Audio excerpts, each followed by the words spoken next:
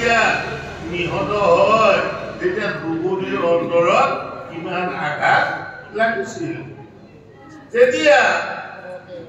অৰ্জুনে আহি দ্ৰৌপদীক কৈছিল যে হে দ্ৰৌপদী, তুমি দুখ নকৰিবা, যিজনে আমাৰ ৫টা পুত্ৰৰ শিৰ কাটি লৈ গৈছে তাৰো শিৰটো কাটি আনি পেলাই মই তোমাৰ চৰণত উপহাৰ দিম, এইবুলি কৈছে। আহক আৰু এতিয়া পাঠে কি কৰে। কৰিলা বিপুল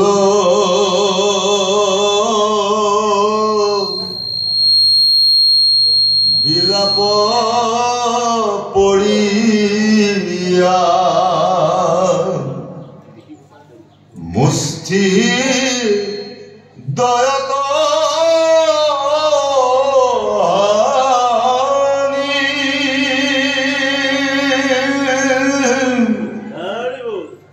ধৰি ধনঞ্জয়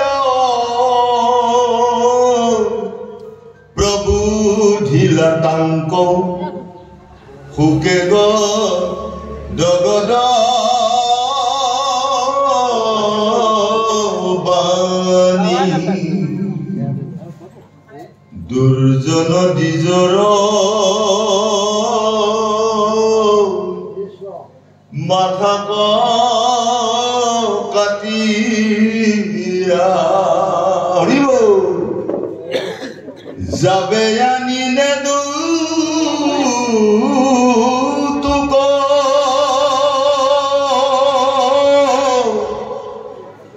নুগুচাই বুটাৱে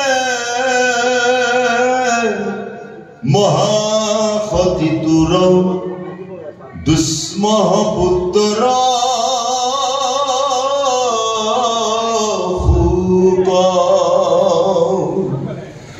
অৰামে বুলি ক্ৰোধে কৃষ্ণ ধনঞ্জয় একেৰথে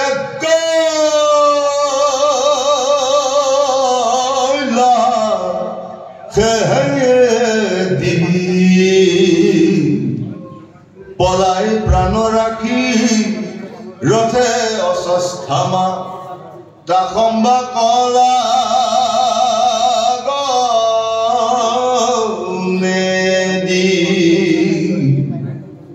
অৰাম সংকট বাজি যাইবাক নপাৰি পহাৰিলা ব্ৰহ্মশৰ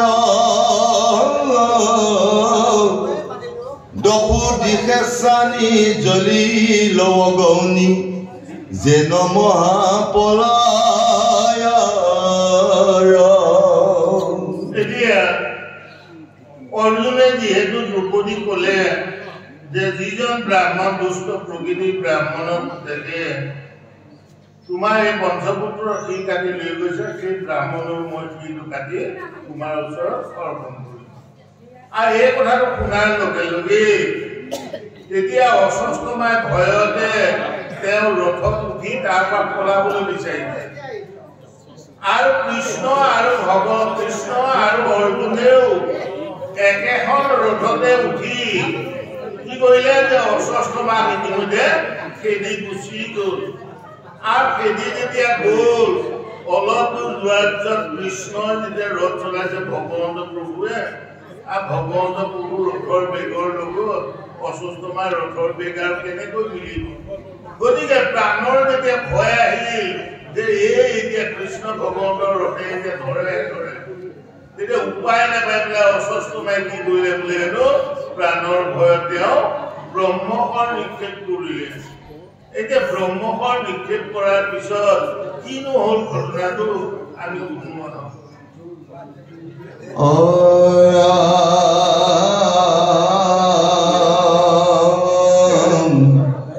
হেনয় ভকত বান্ধৱ মাধৱ তোমাৰ তেজীয় খেৰ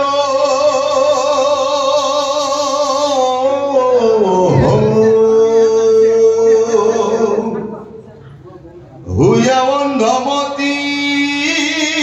কেনেনো সম্প্ৰতি ভজিবে কয়া দেব অৰাম জানি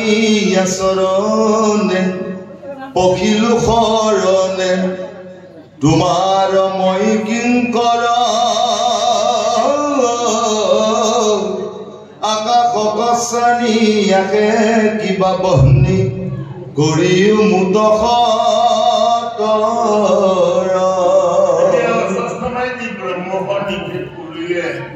ব্ৰহ্মখৰা বোলে কি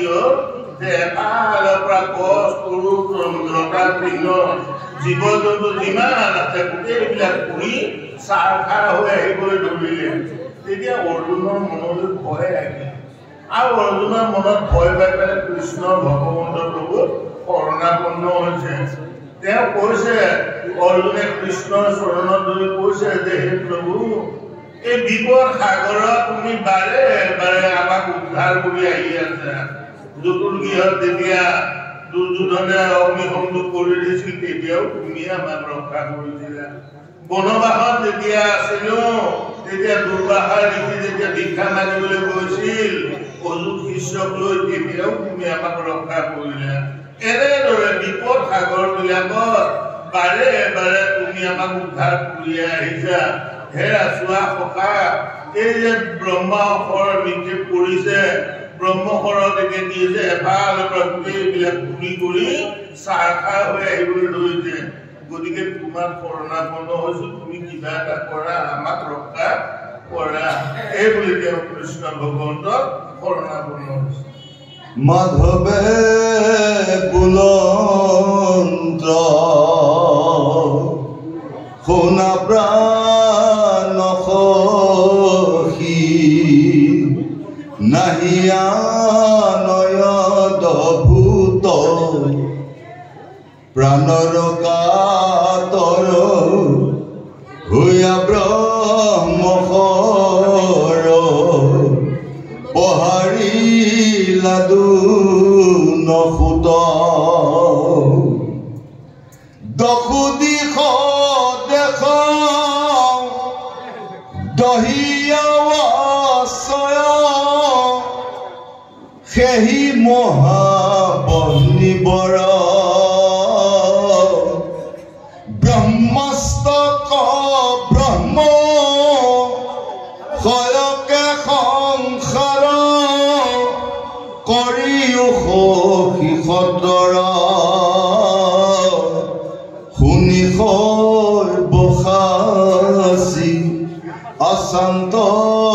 ভৈলন্ত্ৰ উল্লাসিতয়তি জীৱ মাধৱ বন্ধুক পদক্ষিণ কৰি ধৰিলা ধনু গান্ধিব অৰামে মহাবলে ৰাগি ব্ৰহ্মাস্তক লাগি খেপিলন্ত হব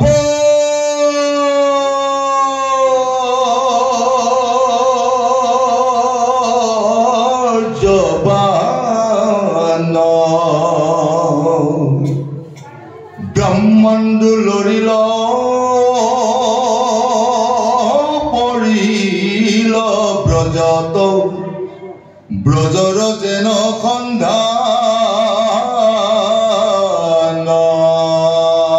কৃষ্ণ ভগৱন্ত প্ৰভুৱে অৰ্জুনক কৈছে হেৰা অৰ্জুন যে দ্ৰোণী পুত্ৰ অস্বস্থামাই প্ৰাণৰ ভয়ত কি কৰিলে যে ব্ৰহ্মাস্ত্ৰতে প্ৰয়োগ কৰিছে যে ব্ৰহ্মাস্ত্ৰ যদি প্ৰয়োগ নকৰে তেওঁ আৰু প্ৰাণ ৰক্ষা নহ'ব এনেদৰে তেওঁ ব্ৰহ্মাস্ত্ৰ প্ৰয়োগ কৰিছে তুমি সাৱধান হোৱা আৰু সেই ব্ৰহ্মাস্ত্ৰ কি কৰিব লাগে ব্ৰজ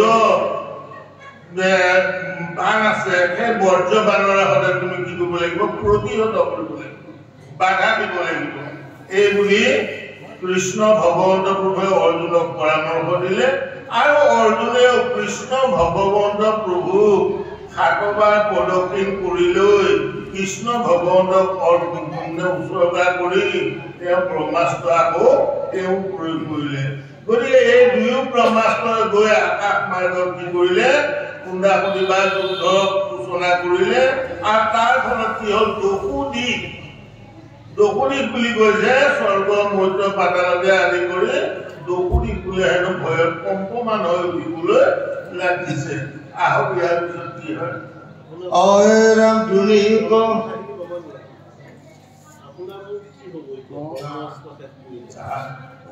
এতিয়া আমাক ভাইজনে ক'লে যে ব্ৰহ্মাস্ত্ৰৰ যেতিয়া ব্ৰহ্মসায়ক বুজি পাইছ গতিকে ব্ৰহ্মসায়ক আৰু ব্ৰহ্মাস্ত্ৰ যেতিয়া সংঘৰ্ষ হয় তেতিয়া কি হয় বোলে হেনো ভূমিত বোলে হেনো খলকনিৰ সৃষ্টি হয় আৰু কি হয় যে আমাৰ মাজত এতিয়া আমি এই ব্ৰহ্মপদটো নিক্ষেপ কৰিবলৈ হলে আমি কি কৰিব লাগিব অৰ্থাৎ এই গুৰুসকল আহো এতিয়া অকণমান ভিতৰ চৰালে যে আমাৰ এই প্ৰত্যেকৰে যে দেহ ব্ৰহ্মাণ্ডটোহঁত আছে এই দেহ ব্ৰহ্মাণ্ডটোহঁত কোনে সজোৱা বাৰু কোনে সজোৱা মা দেউতাই সজোৱা এই দেহ ব্ৰহ্মাণ্ডটো দেহৰ সজাগহঁত সৃষ্টি কৰে সজাগহঁত কোনে সজোৱা ব্ৰহ্মাই সজোৱা আৰু ব্ৰহ্মাই সজাই দিয়া এই দেহটোৰ ইয়াতে আহি দুটি পক্ষীয়ে জিৰণি লৈছে সেই দুটি পক্ষী হল কি এটি হল জীৱাত্মা আৰু আনটো হল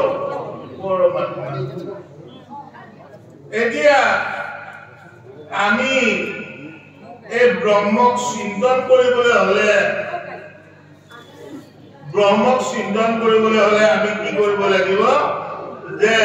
ব্ৰহ্মটো কি তাক আমি জানিব লাগিব প্ৰথমতে ব্ৰহ্মক জানিব লাগিব ব্ৰহ্ম যদিও ভিন ভিন প্ৰকাৰৰ তথাপিও মূল ব্ৰহ্ম হল এবিধেই যি সৃজনী শক্তি বা বিজ্ঞানৰ ভাষাত কোৱা হৈছে যি সৃজনী শক্তি বা উৎপাদিকা শক্তি আৰু এই ব্ৰহ্ম হল প্ৰথম ব্ৰহ্মাই লাভ কৰিছিল যেতিয়া তপ কৰি আছিল তেতিয়া এই ব্ৰহ্মক লাভ কৰিছিল তেওঁ তপ কৰোঁতে কি লাভ কৰিছিলে নাথ ব্ৰহ্মক লাভ কৰিছিল অৰ্থাৎ ওংকাৰ ব্ৰহ্ম যাক গীতা শাস্ত্ৰত নিৰ্ণয় দিছে প্ৰণৱ বা ওংকাৰ বুলি কোৱা হৈছে আৰু এই প্ৰণৱ বা ওংকাৰ তত্ত্ব জীৱাত্মাই যদি শৰণৰ নামভাগ লয় তেতিয়াহ'লে পৰমাত্মাৰ লগত জীৱপুত্ৰ হোৱাৰ সম্ভাৱনা তাতে এয়া হ'ল শাস্ত্ৰই বৰ্ণিত কৰিছে অৰ্থাৎ আমাৰ ভাগৱতত কৈছে পবিত্ৰ স্থানত দিব আসন পাতিয়া পৰিৱেশ প্ৰাণায়ামত আঠ বসীয়া বৈকুণ্ঠৰ লীলা ধ্যান কৰি ঘনে ঘৰ মনৰ মলক হব পৰিৱেশ যে আমি আসন ভাগ পানী ধুনীয়াকৈ লিপা মোচা কৰি তাতে আমি আসন ভাগ পাতি ললো আৰু আসন ভাগ পাতি লৈ গুৰুৱে দিয়া দিহা মতে সেই আসনখন আমি হয় কমলাসন নহয় পদ্মাসন এনে কিবা আসনত আমি উপবিষ্ট হব লাগে নাইবা সিদ্ধাসনত আসনত উপবিষ্ট হৈ আমি প্ৰথমতে কি কৰিব লাগে বুলি কৈছে প্ৰাণায়াম কৰিব লাগে বুলি কৈছে পবিত্ৰ স্থানত দিব আসন পাতিয়া পৰিৱেশ প্ৰাণায়াম তাহাঁত বহিয়া প্ৰাণায়াম কৰিবলৈ দিছে শাস্ত্ৰই কৈছে প্ৰাণায়াম বিহীন দেহা অপ্ৰায় বুলি কৈছে প্ৰাণায়াম যদি নকৰে তেতিয়াহ'লে দেহটো বোলে হেনো মৰাশৰ তুল্য হৈ থাকে আৰু প্ৰাণায়াম কৰাৰ লগে লগে আমাৰ মন নামৰ যিটো ৰিপু কাৰণ মনক যদি নামৰ লগত সংগতি কৰিব নোৱাৰে নামক যদি মনৰ লগত যুক্ত কৰিব নোৱাৰে তেতিয়াহ'লে সেই নামে কাম নহ'ব ভজ মন কৃষ্ণৰ চৰণ অৰ্থাৎ কৃষ্ণৰ নাম ল'বলৈ হ'লে মনক নিয়োজিত কৰিবই লাগিব কিন্তু মন হ'ল ঘোঁৰাৰ দৰে বেগী চঞ্চল গতিকে যেনেকৈ উদণ্ড গৰুটোক নাকিডাল ফুটুৱাই দিয়াৰ লগে লগে যেনিয়ে গৃহস্থই কাটে তেনিয়ে দিব হয় ঠিক সেইদৰে ভকতসকলে যদি প্ৰাণায়াম কৰে তেতিয়াহ'লে এই মন নামৰ ইন্দ্ৰিয়টো কি হ'ব বশীভূত কৰিব পৰা যাব আৰু বশীভূত কৰি তাক নামত নিয়োজিত কৰিব পৰা যাব আপোনাৰহঁতে গম পায় যে তাই মন আৰু বাঘ এই তিনিওটাই একত্ৰীকৰণ হ'লেহে ভকতি মুকুতি উঠিছে গতিকে আমি প্ৰাণায়ামটো সেইকাৰণে কোৱা হৈছে নিশ্চিতভাৱে লাগে আৰু বৈকুণ্ঠৰ লীলা ধ্যান কৰি ঘৰে ঘৰ মনৰ মলক হ'ব পৰিৱেশৰ চব এতিয়া কি কৈছে বৈকুণ্ঠৰ লীলা ধ্যান এই বৈকুণ্ঠৰ নাম ভাগি আমাৰ হৃদয়ৰ মাজত অহৰ্নিশ গৈ আছে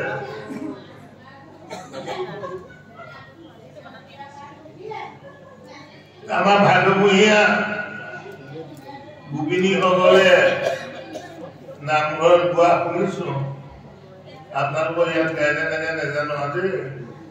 নামে গংগাৰ জল চৰণে কমল বৈ আছে হৃদয়ৰ মাজত আপোনালোকৰ ইয়াত গায়নে বাৰু গায় নহয় এতিয়া নাম কেনেকুৱা বুলি কৈছে যে গংগা যেনেকৈ পবিত্ৰ হাজাৰ হাজাৰ লক্ষ লক্ষ মানুহ গংগাত স্নান কৰিবৰ কাৰণে অবিৰামভাৱে গৈ আছে আৰু গংগাত স্নান কৰিলে বোলে কি হয় পবিত্ৰ হ'ব পাপ বিনাশ হ'ব ঠিক গংগাৰ জলৰ নিচিনা নামক তুলনা কৰিছে নামো হ'ল গংগাৰ লেখীয়া নামত যদি স্নান কৰিব পাৰে তেতিয়া গংগাত স্নান কৰাৰ দৰে হয় এতিয়া এই নাম বৈ আছে হৃদয়ৰ মাজে এতিয়া আইসকলে ক'ব লাগে যে হৃদয়ৰ মাজত বৈ থকা গংগা কোনখন বাৰু দিয়ক আইসকলৰ পৰা নামে গংগাৰ জল চৰণে কমল বৈ আছে হৃদয়ৰ মাজে এতিয়া সেই গংগাখন কোনখন অকণমান দেখুৱাই দিয়কচোন আমি নামষাৰ গালে নহ'ব আমি নামষাৰৰ তত্ত্ব বুজিব লাগে অৰ্থ বুজিহে নাম গাব লাগে কাৰণ আমি ঘোষাত গাইছো জানি নামে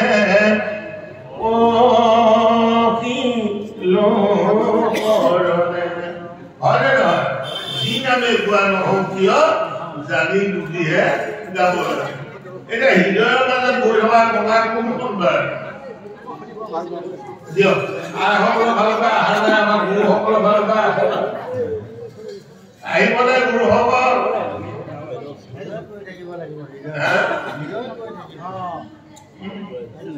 এতিয়া হৃদয়ৰ মাজত বৈ থকা গংগা কোনখন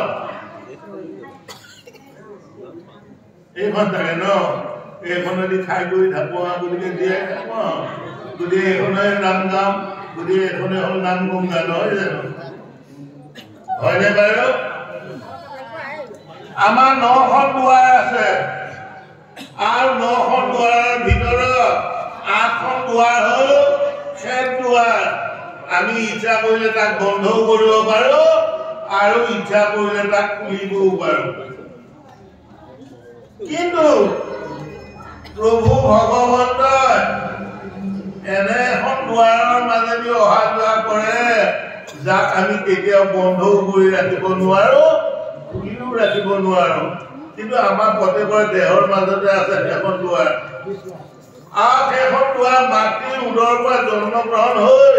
ভূমিষ্ঠ হোৱাৰ দিনা সেই মুখখন ফুকাইছে আৰু যিদিনা ইহ সংসাৰৰ পৰা আমি গুচি যামগে সেইদিনা আমাক সেই মুখখন চিৰদিনৰ কাৰণে বন্ধ হ'ব এতিয়া চিনি পাইছে চাগে নহয় জানো পাইছেনে বাৰু নাম গংগা চিনি পাইছে সেই নাম গংগা এতিয়াও পোৱা নাই বা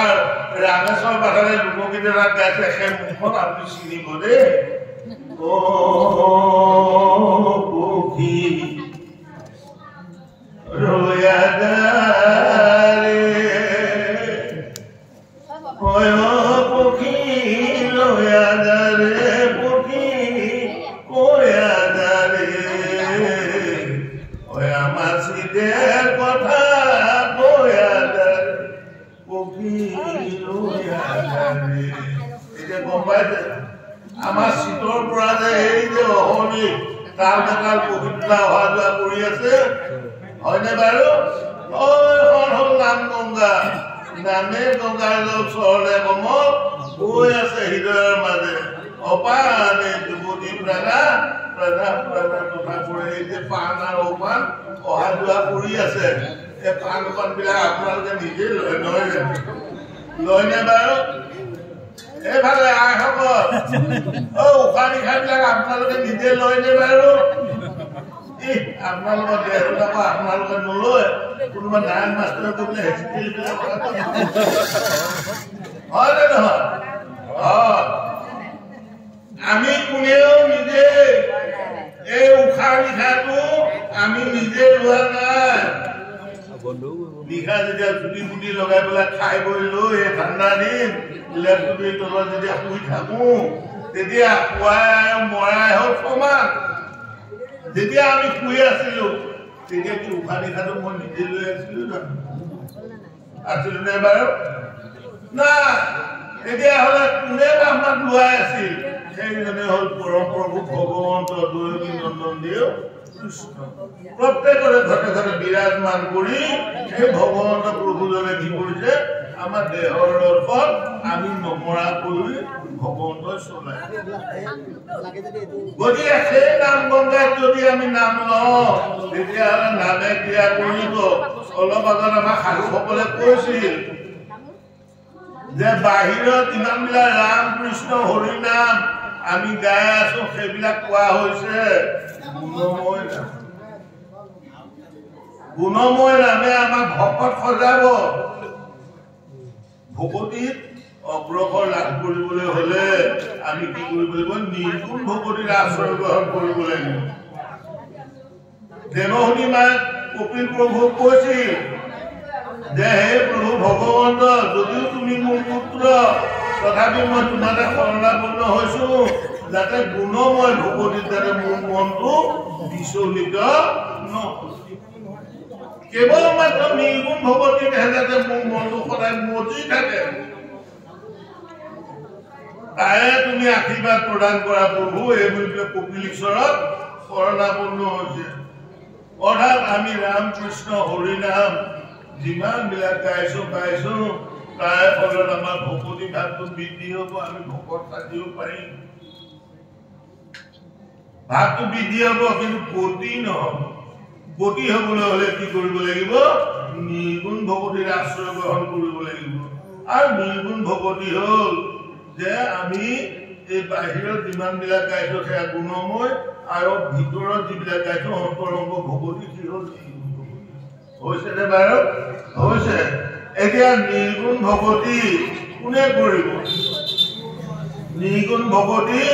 আমাৰ জীৱাত্মাই কৰিব লাগিব আমি বিলাক জীৱাত্মা আমাৰ মৰণ আছে জানো আছে ন এদিন জন্ম হলে এদিন মৰিব নালাগিব লাগিব নালাগে লাগিব আমাৰ মৰণ নাই কেৱল মাত্ৰ এই কলেবৰটো এইটো যিটো দেহ এই দেহটোৰহে মৰণ হ'ব অধিমৰ মৰণ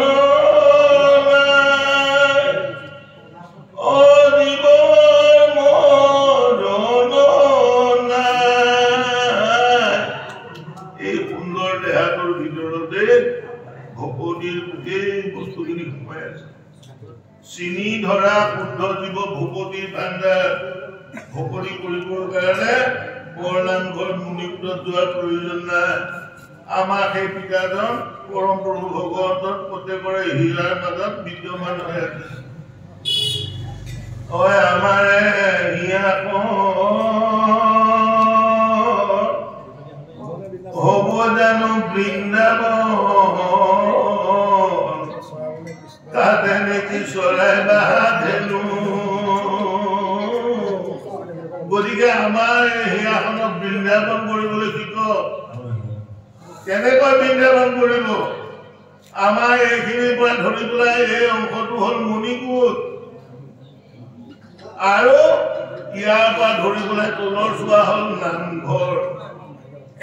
হয়নে বাৰু মণিকূটটো সদায় সৰু আৰু নামঘৰটো কি হয় ডাঙৰ এই যে মণিকূটত যিকেইটা ইন্দ্ৰিয় আছে এইকেইটা গোটেইকেইটাই হ'ল জ্ঞানেন্দ্ৰিয় এইকেইটাৰ দ্বাৰা জ্ঞান লাভ হয় চকুৰে চাইও জ্ঞান লাভ কৰিব পাৰে মুখে পঢ়িও জ্ঞান লাভ কৰিব পাৰে কাণে শুনিও জ্ঞান লাভ কৰিব পাৰে হয়নে বাৰু হয় গতিকে আমাক সেইকাৰণে মহাপুৰুষ শ্ৰীমন্ত শংকৰ গুৰুজনাই ধুনীয়াকৈ দিয়া আছে বৰ্ণ দুই থাকোঁতে নুশুনো হৰি কথা যিজনে বোলে হেনো কৰ্ণগৃহত থাকোঁতে ঈশ্বৰৰ কথা নুশুনে তাক বোলে জম্পুৰলৈ নি পেলাই কি কৰে বোলে টকত খলা বোলে কাণত সোমোৱাই দিয়ে তাৰপিছত চকু দুটা আছে সাধু গুৰু বৈষ্ণৱৰ যদি দৰ্শন নকৰে তেতিয়াহ'লে বোলে আমাৰ চকু কেইটা বোলে বাঁহৰ আঁকি নিচিনা অৰ্থ নাইকিয়া মুখখন আছে কৃষ্ণ ভগৱন্তৰ যদি গুণানুচৰিত নকৰে তেতিয়াহ'লে ইয়াক গাদুৰি জিভা বুলি কৈছে গাদুৰি মানে হ'ল ডেং বাৰিষা হোৱাৰ লগে লগে টুপ টুপকে মাতি থাকে সেই কাৰণে কি ক'লে বেঙৰ জিভা শব্দ বুলি ক'লে আমাক কাৰণ মুখখনৰ হ'ল কাণ দুটা এটা হ'ল খোৱা আৰু আনটো হ'ল বোৱা আমি খাবলৈ শিকিলো হয় মাছে মঙহে এইফালে দপচি খাবলৈ হ'লে শিকিলো কিন্তু গাবলৈ হ'লে নিশিকিলো তেতিয়াহ'লে ৰামকৃষ্ণ তেতিয়াহ'লে কি হ'ব এদিন জমদূতে উঠাই ডগাপালা তুলি পেলাই চাব তোলা চলিত যে লাংকা কালত বাপেৰে আনি দিয়া মাহ প্ৰসাদ তেতিয়াৰ পৰা খাবলৈ আৰম্ভ কৰিলি আৰু মৰণৰ সময়লৈকে তই যিমানহে মাহ প্ৰসাদ ভকত হৈছো দুখন কোনো পাইছে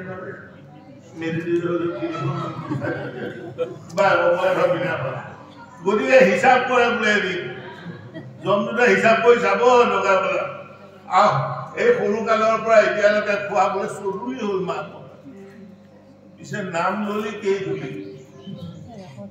যেতিয়া নাম লোৱা পালাখন ওপৰলৈ দাঙি খাই থাকিব তেতিয়া আমাৰ দাঁতিৰা মুখখন জমৰ দুখবিলাকে পুৰাই এইবনে বাৰু হয় সেয়াই যে অলপ আগতে আলোচনা কৰিছে যে প্ৰভু ভগৱন্তৰ ঈশ্বৰৰ নাম ল'বৰ কাৰণে ধূপ ধূনা ফুল তুলসী মাহ প্ৰসাদ 5 পইচাও একো খৰচ কৰিব কেতিয়াও নালাগে প্ৰভু ভগৱন্ত নিজে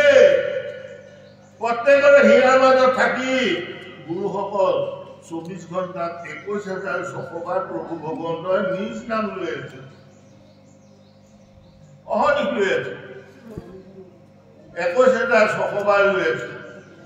আৰু মই তেওঁৰে ভুল সীতা ধৰ্মটো পালন নকৰি যদি মই পৰ ধৰ্ম গ্ৰহণ কৰোঁ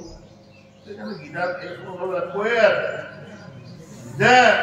ইন্দ্ৰিয় ধৰ্মবিলাক হ'ল পৰ ধৰ্ম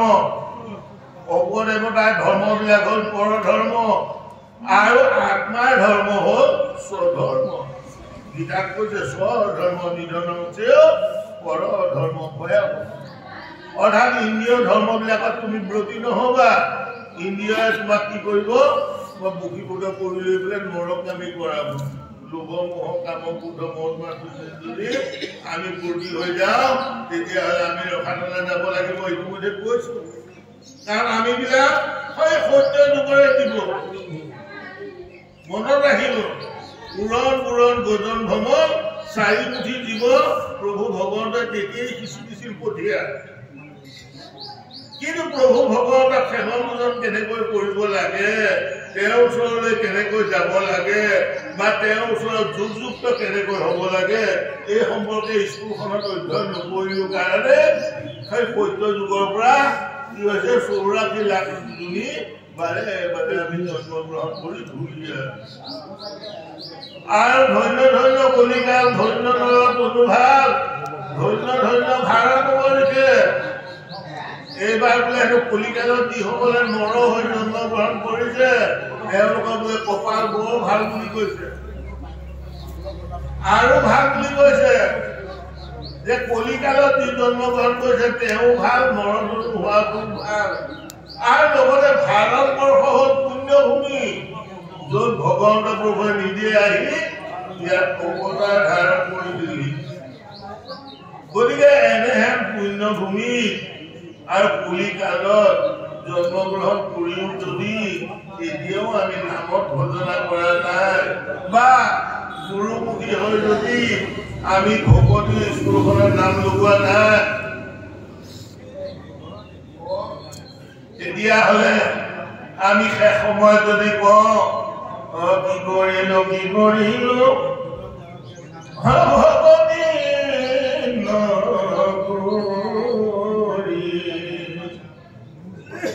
অন্তে পাইলে কয়াকে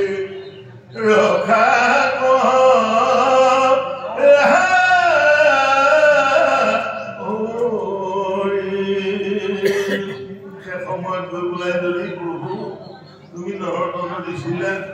তোমাৰ নাম লবলৈ আৰু আমি মাতৃ উদৰতে থাকোতে প্ৰত্যেকে আমি খবৰ খাইছিলো যেতিয়া শৌচ মূত্ৰ পেচাব ঠেঙুৰ এই জুলুঙাটোৰ মাজত মাতৃ উদৰত জন্মগ্ৰহণ কৰিছিলো তেতিয়া আমি কি কৰিছিলো প্ৰভু ভগৱন্তক আকুতি কৰিছিলো হে প্ৰভু ভগৱন্ত দুবাৰ খাম তিনিবাৰে তোমাৰ নাম ল'ম কিন্তু যেতিয়া পৃথিৱীত পৰিলোহি তেতিয়া মায়াই আমাক আৱৰি ধৰিলে মায়াই আৱৰি ধৰি কি কৰিলে মুখখনে কয় খাওঁ খাওঁ হাতখনে কয় লওঁ ভৰিকেইটাই কয় যাওঁ গতিকে আমি বিভ্ৰান্তিত পৰিলো আৰু পাতি পৰাৰ লগে লগে টেঙা কৈ কান্দিবলৈ ধৰিলো ভয়তে গতিকে আমি যে সেই মাতৃ উদৰ শপত খাইছিলো যে দুবাৰ খাম তিনিবাৰ নাম ল'ম কিন্তু মায়া সপ্তাহৰ পৰাই লগে এবাৰো নাম ল'বলৈ আমাৰ মনত নপৰিছিল